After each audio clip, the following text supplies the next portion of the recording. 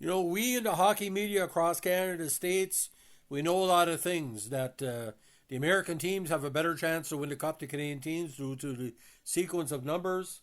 The first round of the playoffs is always the best. And John Tortorella probably wins the award as the biggest asshole coach of the last quarter century. A disgusting person in regards to his personality, treating the media, sometimes treating his players. So it came as no surprise that John Tortorella, who landed with the Flyers in recent years, has been fired. Now, on March 27th, Philadelphia Flyer GM Daniel Briere, the former Montreal Canadian Flyer, said differences of opinion with John Tortorella led to these coaches firing on Thursday. According to Briere, Torts is a complicated man. He's a complicated coach. He's a blast to work with because he challenges you. I truly believe he may be a better GM.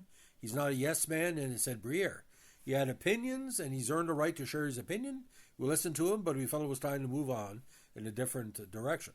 Now, Tortorella had 1 year and $4 million remaining on his contract. He was replaced by associate coach, the former NHLer Brad Shaw, on an interim basis.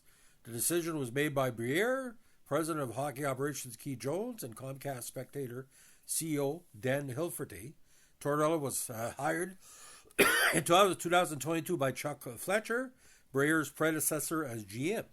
Now, Philadelphia is 28, 36, and 9 on the season with the lowest points percentage in the Eastern Conference.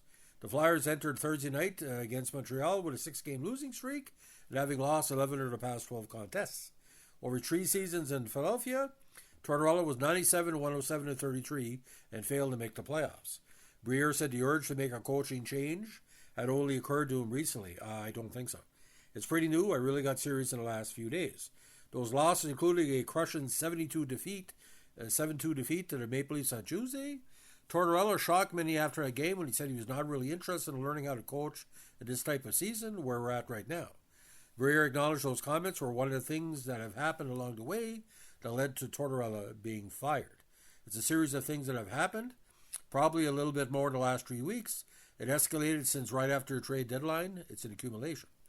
Briere admitted that the Flyers' rebuild took its toll on Tortorella, who watched the team trade players like forwards Joel Farabee, Morgan Frost, Scott Layton, and Andrei Kuzmenko in the last 2 months.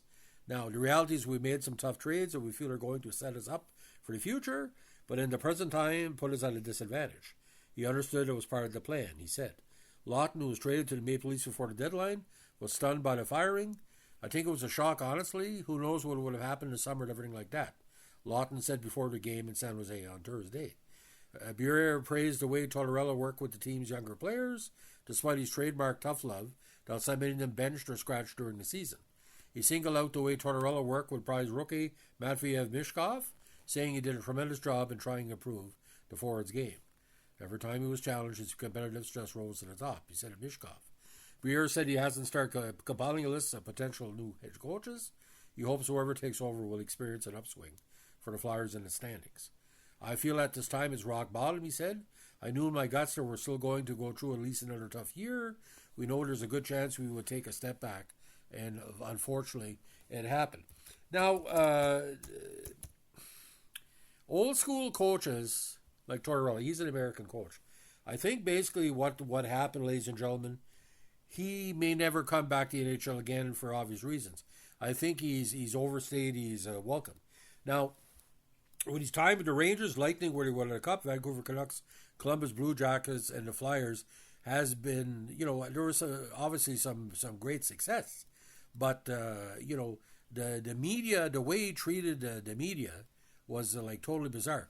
Now, in Tampa Bay, obviously, the winning the Stanley Cup in 2004 was well-deserved. They got past Montreal that year and had a good playoff run. But with the Rangers in his second tenure, didn't do exactly what he expected.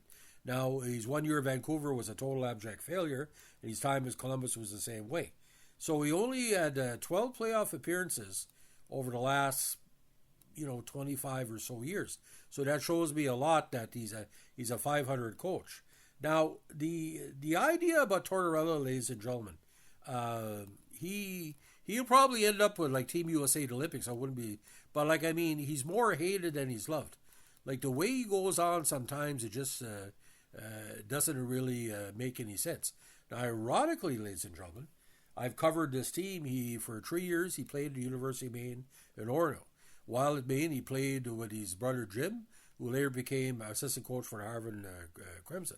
Now, he did play in Europe for a year, and then became a minor pro player, and he never played in the NHL. Now, here's the deal, ladies and gentlemen, okay?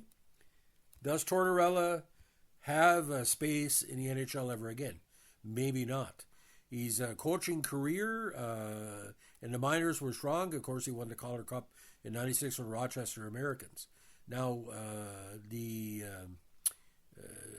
idea of Tortorella, ladies and gentlemen, it's not like a coach like at a press conference he would be abrasive.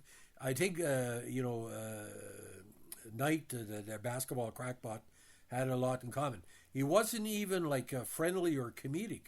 Like if he didn't like a journalist, he would call them out or whatever like that. See, when you're dealing with head coaches, every head coach is different.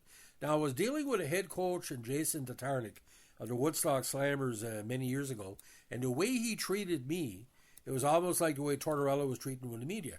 Like he wanted us there if they could control the conversation, but he would become a little bit negative when we asked like the really tough questions. But Patrick Laine, he put him in the doghouse in Columbus. I mean, there's players with Tampa Bay he had in the doghouse as well. He was known against the bench players. Was he a good fit with the Flyers? Well, I'm not to say because I don't know as much as I did a few years ago. I haven't really been interested in the Flyers since Lindros was there, and that's a few years ago. But if Daniel Briere, Keith Jones, and Brad Shaw, I mean, they're good people.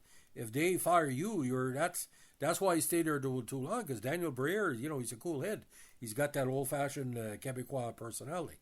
So what will happen to Tortorella? He's going to land on his feet. He's probably going to coach Team USA. There's not too many American head coaches that are well-liked or despised like Tortorella.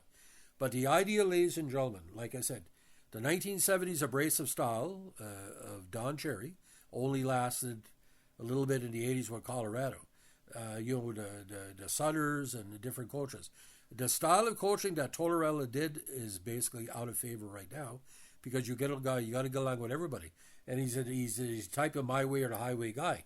But yes, he would have his favorites. That's the thing is you got to coach the whole fucking team. Scotty Bowman was like Tortorella in a lot of ways until he smartened up. You only learned how to coach after he left Montreal because he had Buffalo. He didn't have the feeder system like he had in Montreal, like Toe Blake had. And he went to Pittsburgh and he really learned how to coach.